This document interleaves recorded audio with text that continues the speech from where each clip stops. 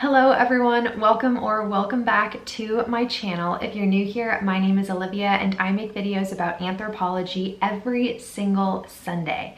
And today is a tad different than my usual content because I'm doing something that in some ways is setting myself up for some controversy, and that is tier ranking every anthropology subfield. So I watch a lot of YouTube and I really like this trend that people do, and I was wondering how I could bring it to my channel while also including a little bit of learning and education. And the biggest thing that I want you guys to take away from my tier ranking is to see how specialized of a field anthropology is. For anyone new, there's a lot of different subfields within anthropology, and every single person is drawn to different subfields. So I'm gonna have a preference in topic, in subfield, and discipline that's different from what you're interested in. So when I'm talking about these and ranking these, don't be like, oh my gosh, she's the worst because we don't agree. That's the whole point and beauty of anthropology, is being drawn to different things. So yeah, okay, let's jump into those rankings. And oh my God, you guys are totally gonna come for me, but it's fine. Okay, so I'm recording my screen and I have the tier ranking situation pulled up. So, okay, I tried to create somewhat of a customized situation, a few things. So there are no images online of the anthropology disciplines. So I made them all myself, and when I put them into this little program, the quality really downgraded. So just focus on what I'm saying, not the pictures that you're gonna see here. Okay, also the tiers. Okay, this is fun. So at the top tier, this is like what I consider the best of the best anthropology, or just like what I'm the most interested in, is Like a Boaz. And this is a reference to Like a Boss. It's fantastic, I love it. Boaz, Franz Boas, is the founder and like father basically of the field of anthropology. So I was like, that's gotta be the top. Then the next one is Prime, in reference to primates. It's prime content, also fantastic. Doesn't quite make the Like a Boaz tier, but like it's prime, you know, like this is good content. Then the next tier, this is like, it's good, it's average, it doesn't stand out to me, but it doesn't like bore me or anything like that. That is I Dig It. Do you guys like the little play on words that I have going on? Yeah, this took me way too long to think of. Then the next tier is called Not For Me. And what I mean by this is I think it's cool. I think other people might like it more. So it's just not necessarily what I'm drawn to. And apologies for the lack of references. What I was gonna do is like glacial, but not for me, to reference like glacial periods, ice ages, all that good stuff. But they wouldn't let me type more than a certain amount of characters. So yeah. Then finally, my bottom category is I Do Not Dig It. Again, I think they're probably great, okay? I think all of anthropology is wonderful. The I Do Not Dig It tier is like, it's not really what I would want to pursue more, you know? Okay, so hopefully I'm a little bubble now on the screen, and I'm gonna start randomly choosing these and sticking them in the tier ranking. So the first one that's jumping out to me is Forensic Anthropology. And Forensic Anthropology is really cool. You get to study like human remains. It's really important in like crime cases. You can work with the government. It's also helpful for archaeologists often. So forensics is super cool. I am gonna put this in, oh gosh, I already feel controversial. I'm gonna put forensics in, like, I think other people would love it, and I know that other people love it because I've talked to people about it, but it's not for me. I'm not huge into like creepy, scary things, so I'm gonna have to put forensics there. But again, I think it's super cool and really, really valuable. So yeah, if forensics is something that you're interested in, we need people to do this. I'm just not your girl. Okay, so the next one that I'm seeing is, okay, you can't see the words, but this is supposed to be psychological anthropology. And psychological anthropology, I am gonna put in the I dig it category. So psychological anthropology is really interesting. A lot of people think it's like a biological field, but it's actually more of a cultural study, trying to understand why people, you know, think the way they think, certain choices and stuff from a more psychological perspective. And it's really unique in anthropology because, again, you have this very specialized approach to understanding like a small group of people. I love cultural anthropology. I love psychological anthropology. It's not like my favorite thing in the world, but I think it's great. So I'm gonna put it in I dig it.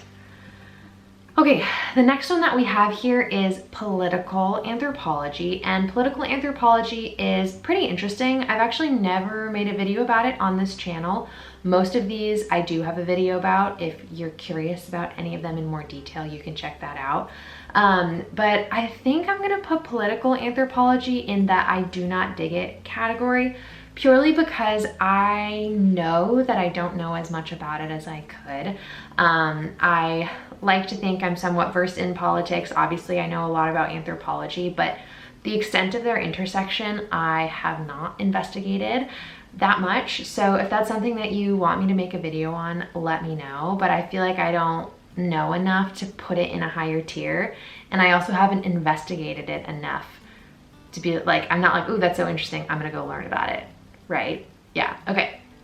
So next up, ooh, guys, this is so fun. Okay, so next I have medical anthropology right here, and it's gotta go in the primate content. I love medical anthropology.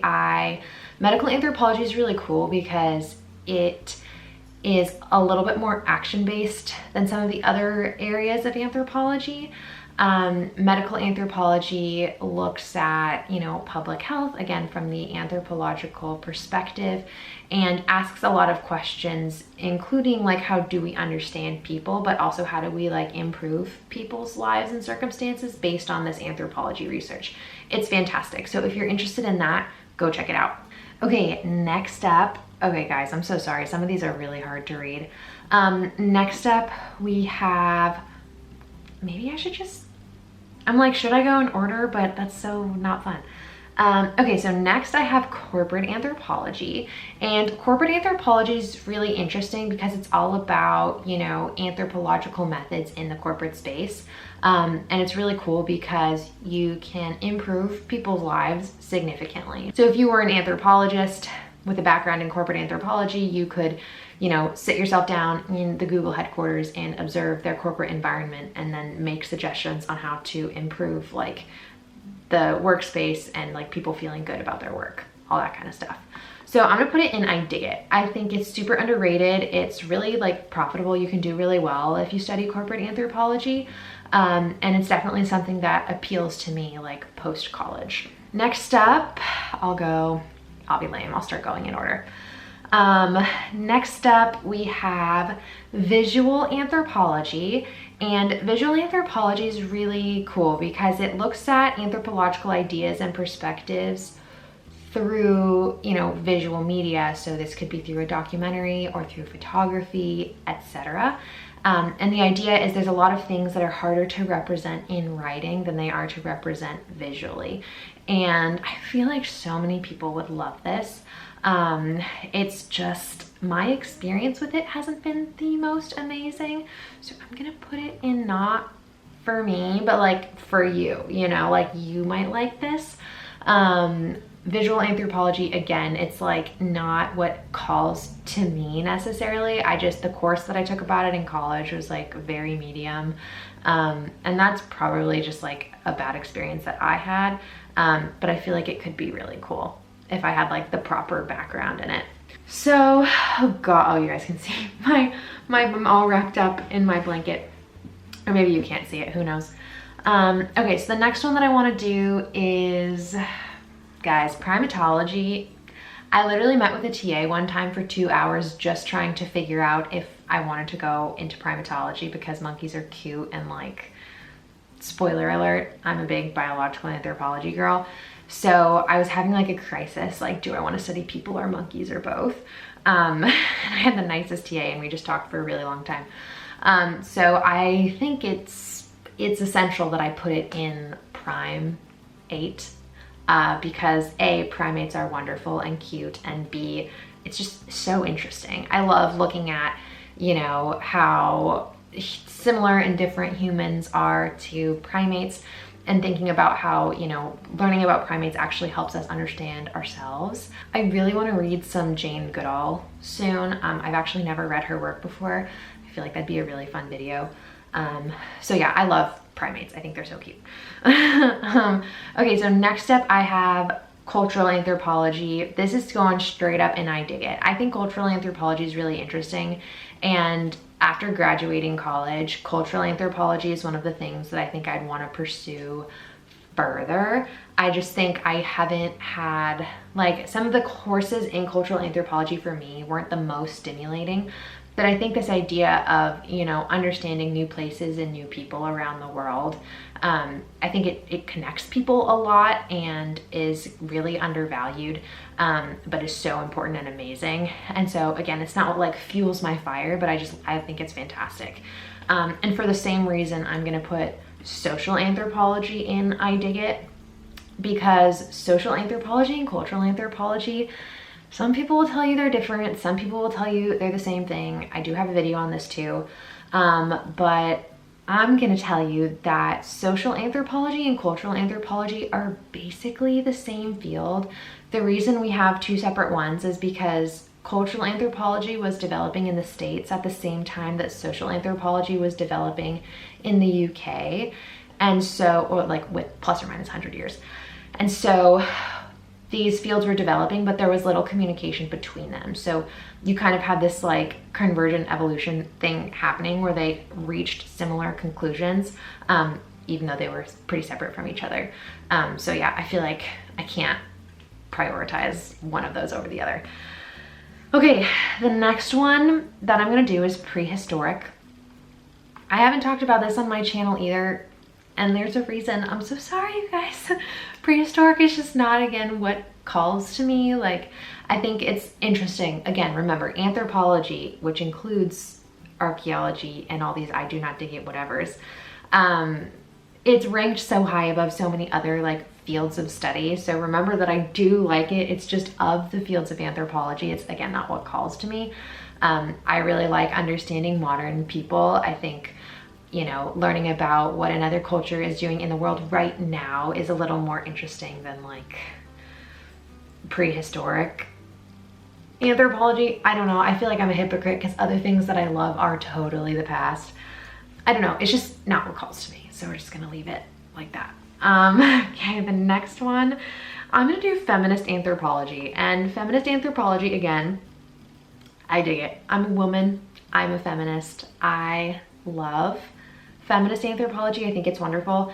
It's a really unique area of anthropology because it's, I don't want to say it's more of a methodology, but a lot of the like teachings and findings of feminist anthropology kind of look to influence the other areas of anthropology, if that makes sense. So the things that you learn and the methods that you learn in feminist anthropology can all like rub off on the other areas. And I like the like connected nature of it and how it like looks to influence other parts of anthropology. I find that really interesting personally. So feminist anthropology. I did have a request a while ago to like do a more detailed video about that. So it's still in my mind. I just haven't gotten to it yet. The next one is archeology. You guys are literally gonna come for me. I am so scared. I feel like I'm really exposing myself because every week I talk about how all the fields of anthropology are wonderful, and that's true again. It's just archeology of the four disciplines is not what calls to me. I think there's a lot of people who love archeology and really need a voice, right? Like what can I do with a degree in archeology? And so it's obviously in anthropology and super interesting and is like the evidence for the things that I find interesting, which we're gonna talk about in a second. So yeah, archeology is gonna sit down there. I do like it, guys. It's just, again, not what calls to me. So next up, I've been kind of dodging these ones, but like, they're so good. And anyone who's seen a single one of my videos knows exactly where biological anthropology is going. Biological anthropology, like a Boaz, biological anthropology is, to me, the top tier of interest. I've never been more interested in anything, probably ever. When I took biological anthropology in college for the first time, it was my second quarter of college ever, and it literally swept me off my feet, which, like, it's school, like, that shouldn't happen. But oh my gosh, it just changed the way that I see the world, myself, humans all together. And I felt like there was so much like foundational knowledge that just, oh, I love it so much. I think biological anthropology is like so interesting. So to me, that's like top tier. It doesn't get better than that. The next one that I have on here is, you know what, I'll do molecular anthropology too, because the molecular anthropology is a branch of biological anthropology, and oh, I just love it. I took a molecular anthropology course in college. I took it my sophomore year, and I remember being really, really scared because I was the only sophomore in that class. Everyone else was like juniors and seniors. I don't even know how that happened. And so I remember I talked to the professor on the first day, like letting her know that I hadn't taken biology since like early high school, excluding the introductory anthro class. And I was really nervous because we were like sequencing DNA on like the UC Santa Cruz like genome sequencing genome browser or something. Like, there were things that I had no idea about, and I was just so scared. And I talked to this professor, and she was like, you're gonna be fine, just like pay attention. And so I went to her office hours constantly, like was so scared, but ended up, that was probably one of my favorite classes of college ever. And in the end, it's funny, like 3 years later at my graduation, this professor was the one who like introduced me to the audience. Like, I was the anthropology commencement speaker, and she was the one that got to say like, hey, like, this is Alivia, like I've actually had her in 2 of my classes. Like, I don't know, it felt very full circle, and for that reason, molecular anthropology just has a very special place in my heart. I think it's so magical. Okay, next we have, this is supposed to be economic anthropology. Again, you can't read it. Economic anthropology, I'm gonna put, it's like glacial, it's cool, but it's not like what calls to me. I think economics is great. I think, you know, financial things are also quite interesting. But in regards to anthropology, it's kind of one of those things that, once again, I've left that door a little bit closed. Like, I haven't explored it as much as I probably should. And it's something that I plan to do in the near future because a lot of people are interested in economic anthropology. And so again, I think it's really cool. I just haven't like done that self-exploration within it as much as I think I could. So I feel like I'm learning a lot about what I want to learn about during this video, which I didn't really anticipate. Like, I have political, economic, prehistoric. There's just areas of anthropology that I'm like, I know what they are, but like, I could know more. Okay, gosh, I only have 2 more left. So the next field is linguistic anthropology. I'm not sure how this is still in here. I feel like this probably should have been one of the first ones on the board. But linguistic anthropology, guys, prime content. Linguistic anthropology was actually my first ever college course, like not just anthropology, like college class ever. And I went into college undeclared. I didn't really know. I was considering being a math major. I was considering studying film. I was considering communications. Guys, I had no idea. And so I was just taking general ed courses. And so linguistics was just like fulfilled general ed. And I took it with a really incredible professor, and we read a book about Obama and his language, and it just totally changed, again, the way that I see the world and like people. And I was like, oh my gosh, like maybe linguistic anthropology is what I want to do with my life. And then I took that biological anthropology course the quarter after, and again, I was like, oh no, that's what I want to do. But linguistic anthropology is actually what started my love of anthropology in the first place. So it is prime. Okay, the final one that I have left is, I mean, this is kind of fun that it's the last one, Applied Anthropology, and this is going in like a Boaz. It's fantastic. Anyone who knows me knows that I love when we can turn research into action, and Applied Anthropology is that. It's looking at anthropology research and transforming it into action, you know, applying what we've learned from all this research into real communities. And I think that is just top tier anthropology. So yeah, I just love it. Okay, so these are my ratings. I feel very exposed right now. Also, they are so evenly distributed. That was not planned. I don't know. Those were my ratings. I did not expect it to be as evenly distributed as it is. But yeah, I am clearly a big biological anthropology girl, big action girl, not as huge into archaeology, but I still, again, I've taken courses in it and consider myself pretty knowledgeable in it. It's just not what I would want to pursue like down the line. And my camera is running out of storage because I've been talking. So yeah, like, subscribe. I'll see you all next Monday. And